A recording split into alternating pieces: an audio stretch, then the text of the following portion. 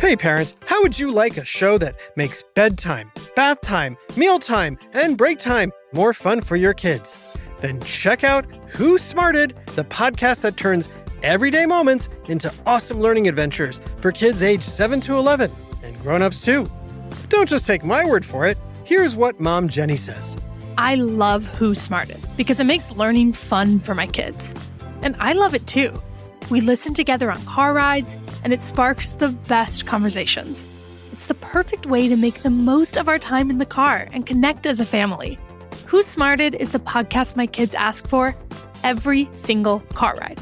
With fun, fast-paced episodes on science, history, and so much more, Who Smarted makes learning exciting for the whole family. We invite you to listen now for free wherever you get your podcasts. That's Who Smarted, wherever you get your podcasts. Who Smarted?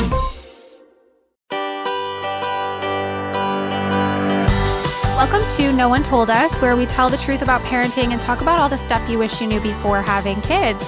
Today, I'm so excited to welcome Jessica Zucker, who is a Los Angeles-based psychologist specializing in reproductive health, and she's the author of the award-winning book, I Had a Miscarriage, a Memoir, a Movement. Jessica is also the creator of the viral hashtag I Had a Miscarriage campaign. Her writing has appeared in the New York Times, Washington Post, New York Magazine, Vogue, and Harvard Business Review, among others. Her new book, Normalize It, Upending the Silence, Stigma, and Shame That Shape Women's Lives, is coming out very soon this week, April 22nd. So I'm so excited to dive into this topic. It's a heavy topic. I will just say content warning to anyone that doesn't want to hear about these things, but part of your whole platform is normalizing these conversations and the fact that we should be talking about it. So thank you so much, Jessica, for joining. Thank you so much for having me. It's wonderful to be here with you.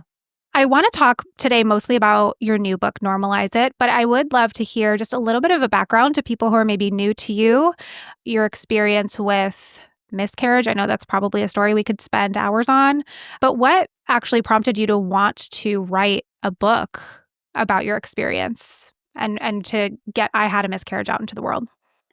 So, as you mentioned, I'm a Los Angeles-based psychologist. I specialize in women's reproductive and maternal mental health, and have done so for about 15 years at this point. And I come to this field with actually a background in public health.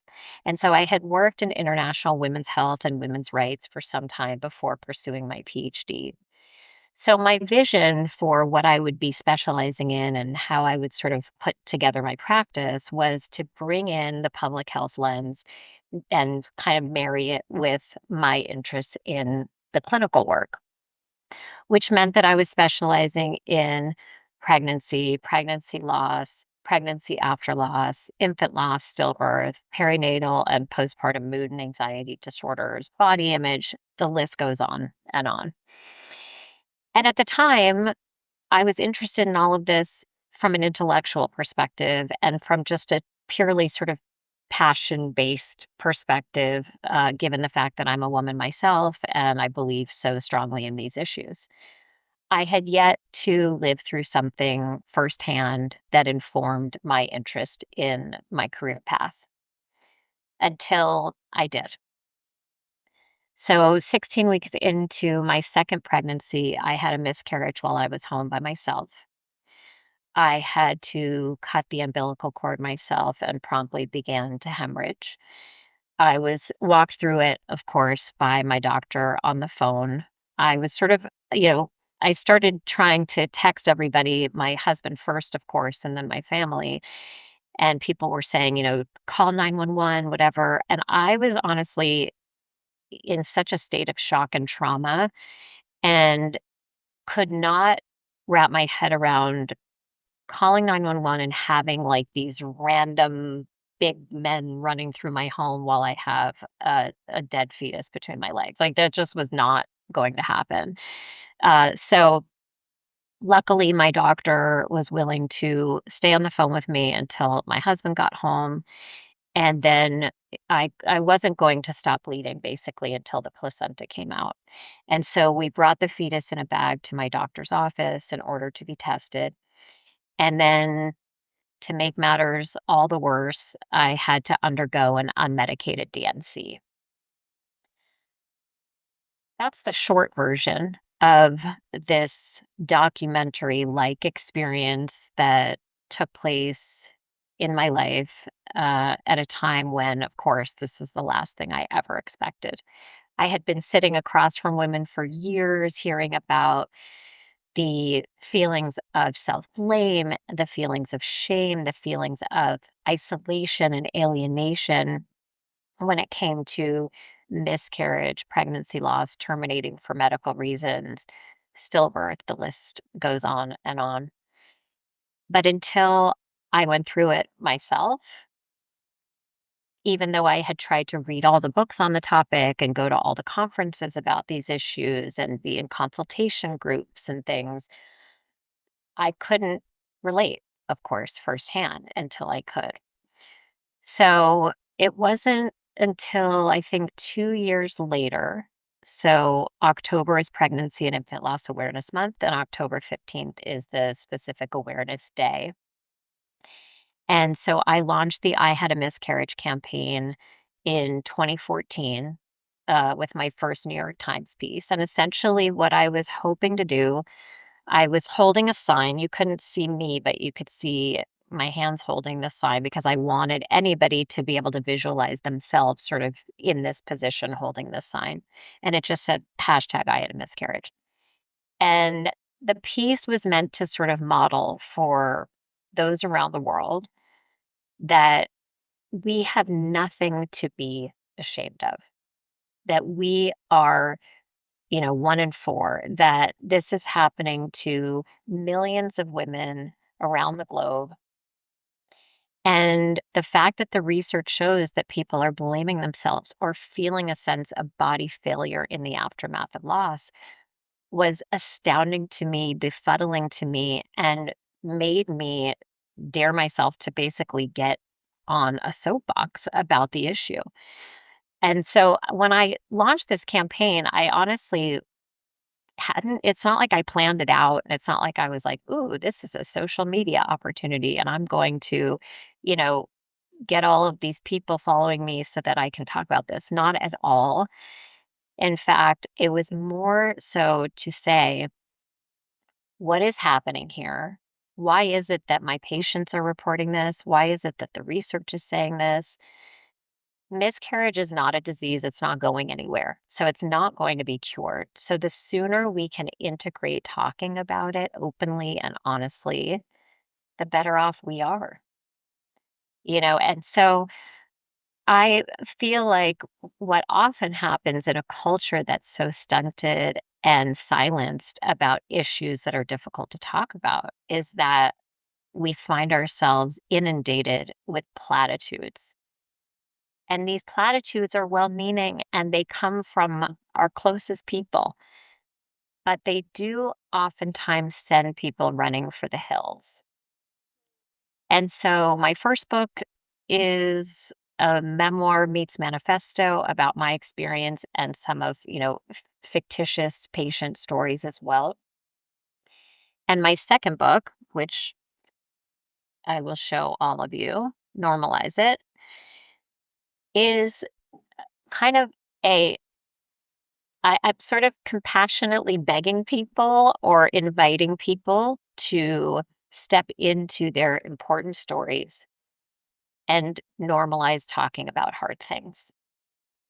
The book sort of takes on everything from girlhood, so basically menstruation and puberty, through menopause. Why are we not preparing women for these things? Why are we not talking about how motherhood is not always what we pictured and postpartum depression is part of the picture sometimes? Why aren't we talking about the pressures around body image and having a flat belly after going through infertility? My aim really is to take on as many milestones as possible that girls and women navigate over the course of their lives. It's so important. She just turned 5. I have 2 girls actually, but the middle one just turned 5. And I just recently started getting my cycle back, and I was in the bathroom and she saw blood in the toilet. And so I'm like, okay, I guess we're going to be talking about this now. Like, why not? She's curious. She wants to know if I'm okay. And why would I wait to tell her about this, right? Like Wow. and my son was in the room too. So I was talking to him about it. I think it's so important for kids to just know about this stuff sooner. I mean, I I agree. didn't really have that. I mean, my mom tried her best to give me like the talk, but I still felt so wildly unprepared and scared the first time I got a period. So I love that you start in that girlhood, right? So that we Yeah. can just normalize these conversations from the very beginning so that there's just no shame attached. So what did you say? I need to know. Oh my God, I think I blacked out. I don't know what I said. She was like, "Mommy, why is there blood?" Oh, And I said, "Well, women get periods and you'll probably get one when you're around, maybe 11 or 12. I was 12, but sometimes it's a little before that, sometimes it's a little bit after that.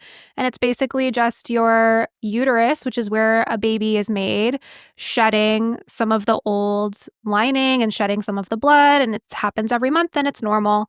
And she was like, "Does it wonderful. hurt?" I know. She was like, what are you even So many talking follow-up about? questions. I was like, "I need a book for I this." know. But yeah, I was like, it kind of feels uncomfy in your tummy sometimes, but it doesn't really hurt that bad. And Mm. sometimes I just rest a little bit extra when it's happening, and daddy helps take care of me and stuff like that. So Oh, nice. yeah, I just felt like I was Good. kind of giving the overview, the basics. She's 5. She's probably not, she probably doesn't even remember it now, but Yeah, hopefully not. I know. It's like you sort of hope that they don't because you're like, did I say that the way I wanted to? I know, exactly. And I don't want her to be worried about getting it or scared about getting it. I remember Exactly. I used to live in constant fear, like, oh my God, is today going to be the day? Really? How did you have the awareness that it would be? That's interesting. I think because I was older for my grade, so I just assumed that I would be getting it before all of my friends, and like I wouldn't know what to do because none of my friends had gone through it, and like I don't know, I just didn't feel comfortable talking to my mom about that kind of stuff. Yeah. Yeah, So I just that's, remember being very worried. uh-huh. Well, that's the key though, right? Not being able to feel comfortable talking about it at home in some ways is where this all begins. And I mean, we can talk about it as a cultural issue, but my book also gets really into the family context, right? It's if things are not normalized at home, then how much more quiet are we going to be in the world? Even if we lived in a culture that was open about everything. If we grow up thinking that we got to be hush hush about these important moments, then we will be, you know. Yeah. Okay. So I have a follow-up question to that. We're going to take a quick break and I'll be right back.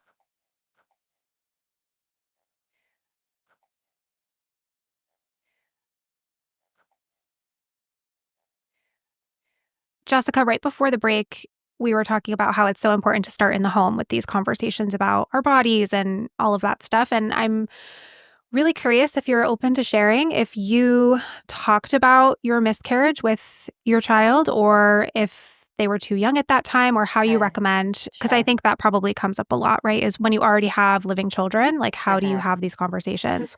I think that's such an important question. And the truth is, I was clueless because I work with adults. I don't work with children. And even though some of my training was with children, I don't feel I understand, the developmental psyche in that way. And so I was kind of at a loss. I mean, I just did not know which way to turn.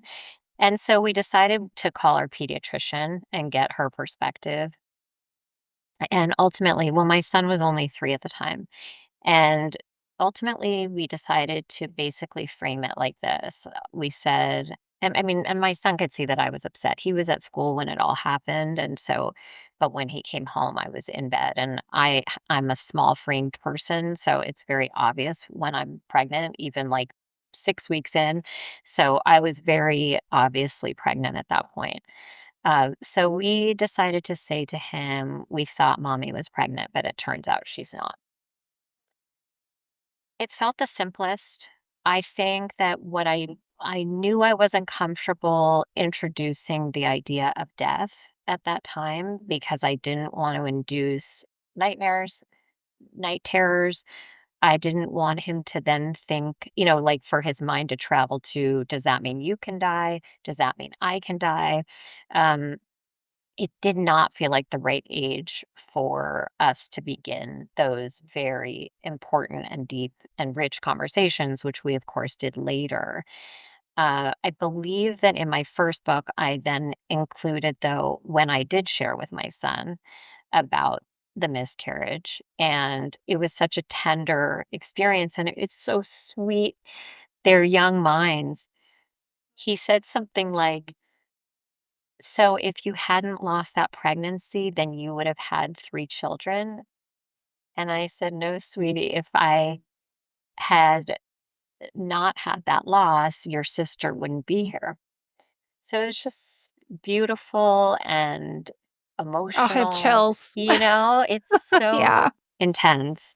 And I don't know how many years later it was, but we did end up sort of naming the lost, baby, because I feel like through my Instagram community and connecting with women around the world on this topic, I felt inspired eventually to give her a name. And I think also for my writing, it made sense. And for my book, it made so much sense.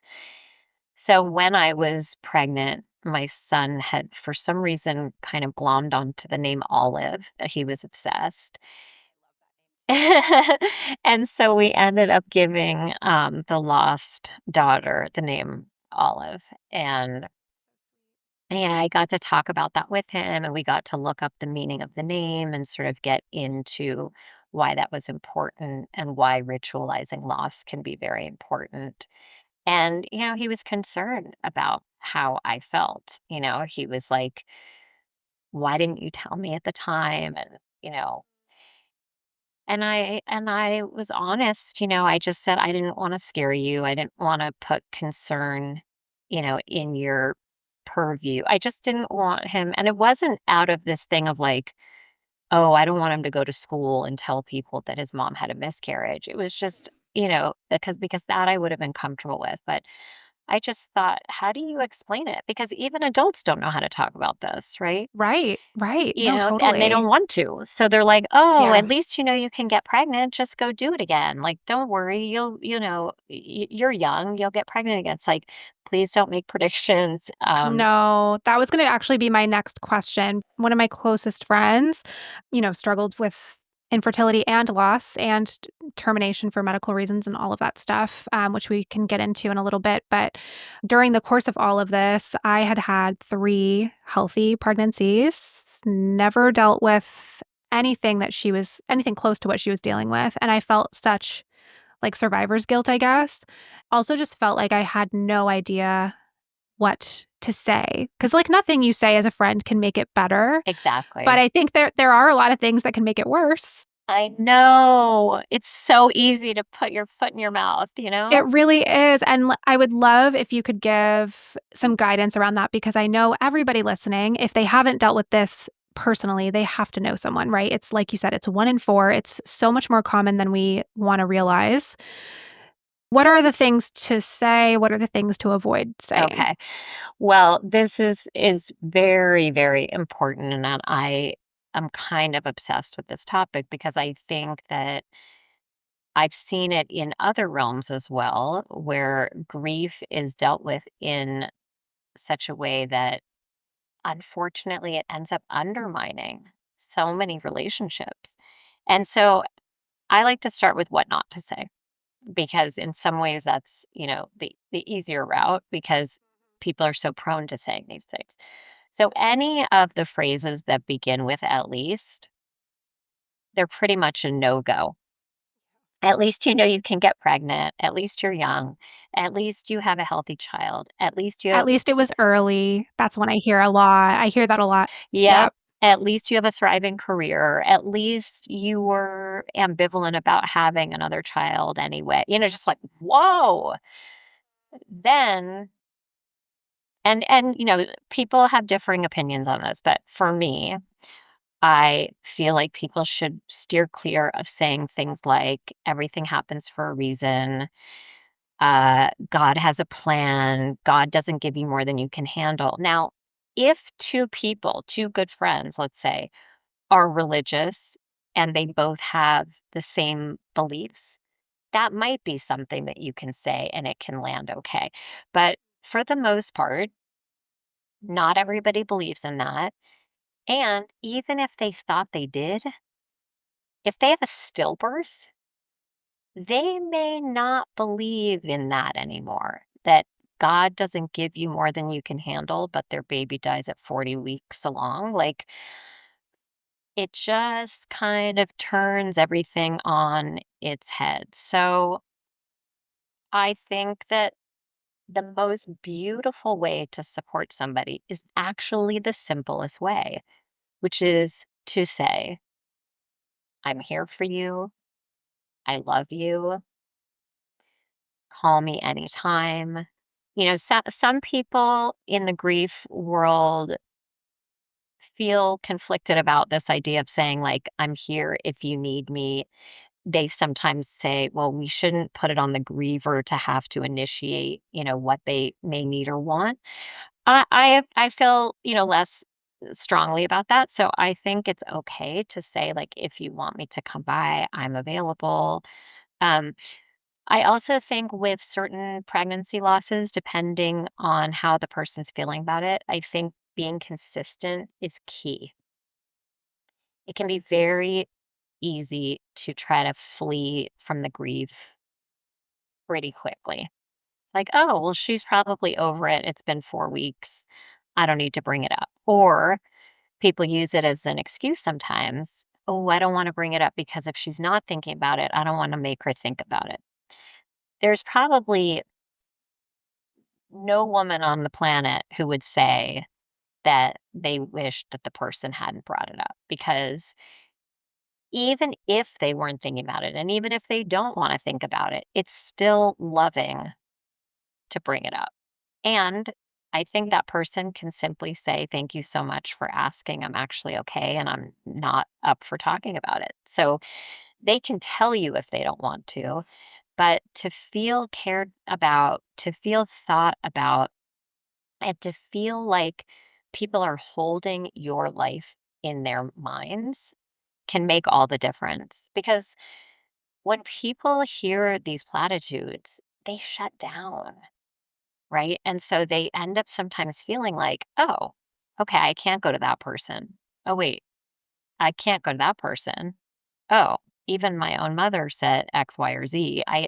Maybe I don't feel safe telling her. So your world starts to feel smaller and smaller at a time when what you're needing is more and more instead. That makes so much sense. And actually, I remember when my friend was going through this, she said it actually helps a lot when people talk about it. Like, I want to talk about it, and I feel like I don't want to dump it on people. So when people do ask me and I'm given permission to talk about it, it really helps. Exactly. And she also said one thing that felt nice to hear was like, "How are you doing today?" Because every day is different. Every And day is like the different. generalized, like, "How are you? Are you okay?" It just didn't feel right. So saying, "How are you doing today?" she said really, really helped. And Wonderful. then whenever friends would reach out on the due date, she always really appreciated that too. So if you know the due date the baby was supposed to be born on, reaching out on that day might feel really nice to your friend too. I also would love to touch on termination for medical reasons. I think that community feels left out of being able to have grief They're not because only they left out, they're like siphoned in some ways yes. away from the lost community. And I have Yes. been very outspoken about how unfair and how short sighted that is. You can look through old posts on my Instagram and you'll see comments of like, if you're not for the babies, who is? And these people decided to terminate a pregnancy. I never would have done that. I didn't have a choice. And I was like, "Bring the vitriol. You can, spew it all you want to me, but I'm not gonna stop including a very real and tragic experience in the pregnancy loss community. I'm just not." And I think in today's political climate, especially, it's really important to share those stories because some people just don't understand all of the reasons and backstories that people need to seek abortion and have to terminate. Why do you feel like it's so important for these type of stories to be shared, in particular the termination for medical reasons? Well, I feel they're important to be shared for many reasons, and I also understand why people, as you just said, in today's political climate, would be actually too scared to be Yeah. open and vocal and loud about it. because of how politicized it is. I think that, and Normalize It, my second book, really gets into trying to illuminate various examples of how people can share their stories. So terminating for medical reasons could be one of those stories where somebody decides that they don't want to get on a public stage, and do a TED talk about it or something. But they could write an anonymous piece, or they could join a support group, or they could, of course, be in therapy talking about it.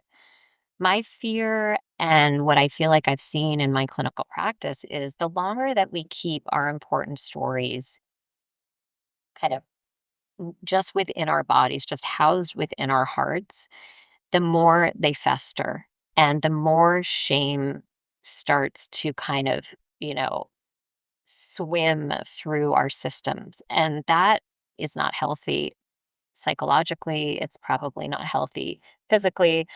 And terminating for medical reasons seems to be one of the most sort of shame prone, shame filled experiences, because they don't feel they're allowed to talk about it. Because even in, let's say, a support group, they can be met with disdain. Or on my Instagram page, they can be met with rage or anger, or, trying to shut down their story altogether. Right. So I think it's important to be able to say, I wanted this pregnancy. I found out at whatever weeks that something was wrong with the fetus, or, that something about the pregnancy was going to kill me. And therefore, I had to make it's, I mean, and I put the word decision in quotes, because is it a decision? And this is where it gets very murky. This idea that it's an abortion, this idea that it was a decision or a choice, when you learn that your baby will not survive. And so you decide, I need to terminate this pregnancy now, because this baby is going to be in pain. This baby is not going to live a life. And so I do think the more we hear these stories, hopefully, the more compassion people can actually find for them. And you know what? Even if they can't, I mean, this is what I say a lot in my writing. It's like, until you've walked in her shoes, you haven't. But just at least imagine for a moment that you did. And then Right, hopefully, empathy. yes, exactly. It's pretty basic, but some people, Yeah. when it comes to the political stuff, cannot seem to find it. And when it Yeah. comes to abortion and these topics. And so um, I think it takes a tremendous amount of courage to talk about these losses. Because, I mean, with a miscarriage, it happens kind of to you. And so it's seen as more of a passive experience. And then, oh, you just kind of get up and get back on the horse and do it again. And termination, because the person has to basically say to their doctor, okay, let's make the plan, let's do it.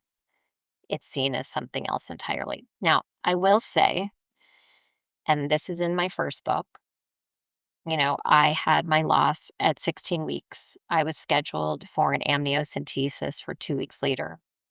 And we would have learned, had I not had the miscarriage, that there was a chromosomal abnormality.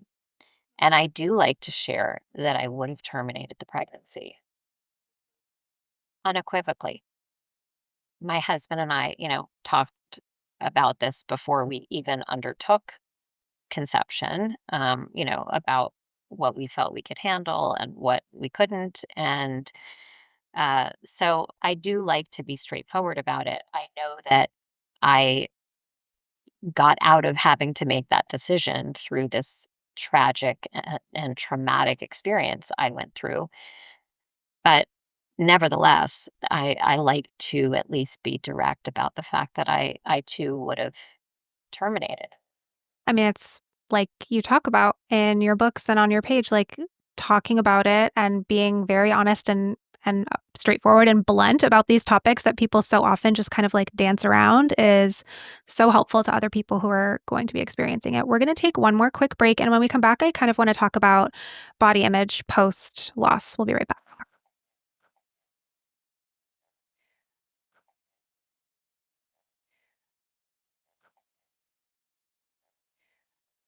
So I know that a lot of people, like you mentioned earlier, struggle with this feeling of their body failing them or, something that they did wrong to cause a loss. So I'm curious with your patients, what comes up the most for them and what you find is the most helpful for them if they're feeling these feelings of like, my body failed me, or just body image issues post pregnancy, post loss in general. Yeah, this is a big one. I refuse to, in a way, I mean, of course, I let my patients have whatever feelings they have, but it's like I want so badly for girls and women to not be prone to blaming their bodies because we have facts. We have the research shows that a majority of miscarriages are due to chromosomal abnormalities. That's out of your hands. You could have worked out that day. You could have had an orgasm that morning. You could have even had a sip of wine. You could have had 2 cups of coffee instead of one.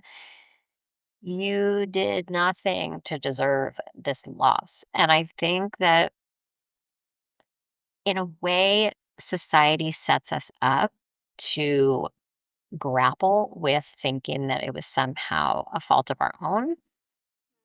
So that we think, so this is like this control cycle, right? Like, oh, if I did X last time, I'll do Y next time and I'll have a different outcome, which makes so much sense. And I think ambitious women in particular, I think we have been told that if you try hard enough for what you want, you're going to achieve it. And the truth is, outside of reproduction, that can be true. And it often is. But when it comes to pregnancy and pregnancy loss, it's just not. Right. And so I think, well, and then body image is sort of a different, look at things. I think that we are taught to look a certain way. We're taught that we should feel a certain way in our skin. And so to be pregnant and then not be pregnant feels cruel.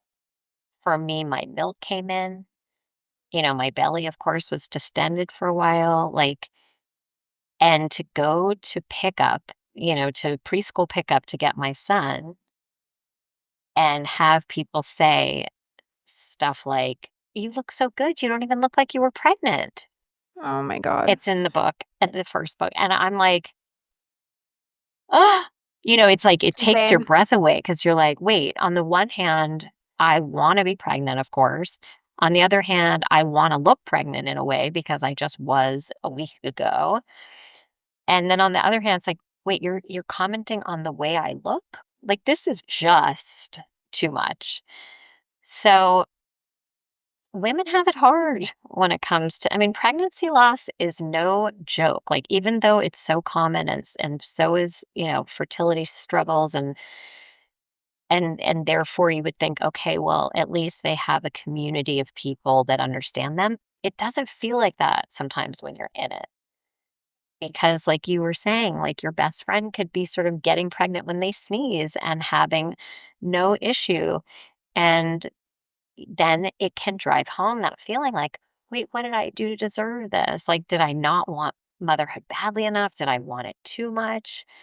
Is it from partying too much when I was a kid? It's like people will start to kind of go into a place of magical thinking, wanting to kind of feel like they have a sense of control when they don't. I mean, I see this all the time with this huge movement of like baby experts and evidence-based parenting, and you have to make all of your choices based on evidence and biohacking, and like all of that stuff is so popular now that I would imagine for people who are trying to conceive or thinking about things after a loss, it's probably hard to think that there wasn't something you could have done differently, or that there was something that you did wrong, or like you have to optimize X, Y, and Z thing to make sure that you have a healthy pregnancy. And it does give us like a really false sense of control. And pressure, it's so much pressure because what I sometimes say to my patients is, you're not going to be able to go live on an island. People get pregnant during war. People were pregnant during the Holocaust. People get pregnant from rape and end up having healthy children. And I mean, so it's like, and drug addicted, young moms or older people, it's just, so we can't do that to ourselves. We can't think like, oh, as long as I eat a cup of blueberries every day and like stand on my head after we have sex or whatever the things are. I'm not saying that, not to do those things if they're recommended, but I'm just saying that like the pressures to perfectly design the way that you're going to get pregnant and stay pregnant, it's too much. And it's really not scientific. And I do think it makes people feel worse about themselves ultimately. So I'd love to shift a little bit to just talk about Normalize It before we wrap up. So what inspired you to write this book? After your first book, I Had a Miscarriage, what did you feel like was not missing from that book, but what did you want to kind of expand on, and what inspired Normalize It? So I'm not sure if you know this, but 2 weeks after my first book came out in 2021, I was diagnosed with breast cancer. And that was a game changer, no doubt. Of And course, yeah. that brought into view, of course, my own mortality in a way that I had never, ever pictured or had thought about previously. And the things that went through my mind, were like, are my kids going to be left motherless? And am I going to experience pain? Like, am I going to survive this? And there's a lot of platitudes around breast cancer that we don't necessarily have to get into, but I was faced with those again, and this feeling that, oh, people don't want to talk about this either. People don't necessarily want to stick this out because it's like, a long process sometimes. And there's so many different feelings about, body image and fear of death and having to undergo surgeries and on and on. And then I was approached by this mental health publisher, and they wanted me to write a book. And they wanted me basically to expand on my area of specialty in my clinical practice. And the truth is, it felt like a lifeline in a way. Um, it felt like they believed, obviously, in my writing, but they also believed that I would get through this, and they wanted me to say more on the topics that I talk about. So I really wanted this is not memoir. I do mention breast cancer in there and that I navigated it because I have a fictitious patient in the book who is going through it herself. And I bring it up so that I can also show the reader why therapists sometimes don't disclose what they're going through and how sometimes they do in order to help their patients, but then, making the decision not to can also protect your patients from, being inundated with thinking about your life instead of their own. But yes, I mean, in no way is the second book an expansion of the first, but in a way, it's an expansion of my ongoing passion for these topics. And so I wanted this book, this also includes composite fictitious patients in most of the chapters, but I wanted this book to really be a compassionate invitation to replace silence with storytelling. And again, storytelling doesn't have to be a soapbox, and it doesn't have to be a microphone. It doesn't have to be something that is blasted through the world. It can simply be, whispering into the ear of your neighbor. It can be writing in a journal and then even burning it. It can be writing a piece for an outlet and doing it anonymously. It can be joining a support group. It can be, of course, being in the therapy office and sharing it with your therapist. And so I thought it was important to include everything from girlhood through menopause from a psychological perspective, of course. I'm not taking on the medical of any of these things, but it's most of us go through most of these things, and so, yeah, it includes body image and eating disorders. It includes friendship breakups and divorce. It's a lot of topics that, and fertility, of course, and pregnancy loss and motherhood, and how there's a lot we don't talk about in motherhood that can be challenging. And so the book is inspiring, I think, because it's saying, look, you might think and feel that you're the only one feeling this way. And this book will prove through research that you're not. So there's a lot of research in the book, which I do think grounds it in a way that it will allow people to not just feel like they're not alone, they will actually know that they're not alone. Right. Because when there's research there, you can't just say, oh, well, that's just your opinion. Exactly. Yeah. Exactly. It's not just me being a therapist and like trying to make you feel better or something. Right. It's showing, X number of people feel this way or X number of people feel that way about whatever the topic may be. And I do think that sort of validates, acknowledges, and therefore normalizes the experience. I love that so much. I'm all about normalizing all of the things that go with parenthood and motherhood. So I'm really excited to read your book. Can you share where people can follow you and find the book Normalize It? I can be found on Instagram at I Had a Miscarriage. And you can buy the book anywhere books are sold, Amazon, bookshop.org, a local bookstore. My website is drjessicazucker.com. Thank you so much. This has been such a great conversation. I know it'll help so many people feel less alone and feel inspired to talk and share their stories with other women. So thank you so much. Thank you so much for having me.